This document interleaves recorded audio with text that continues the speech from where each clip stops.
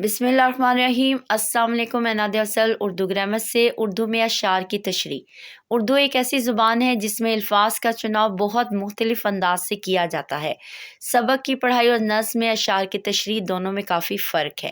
اشعار کی تشریح کرتے ہوئے یاد رکھیں، سب سے پہلے نظم کا نام اور شاعر کا نام پڑھیں اور پھر اسے زبانی دہرائیں۔ شعر کو ایک دو بار آہستہ آہستہ پڑھیں اور سمجھنے کی کوشش کریں کہ شاعر اس میں کس بات کو بیان کر رہا ہے اور اپنے اشعار میں کیا پیغام دے رہا ہے۔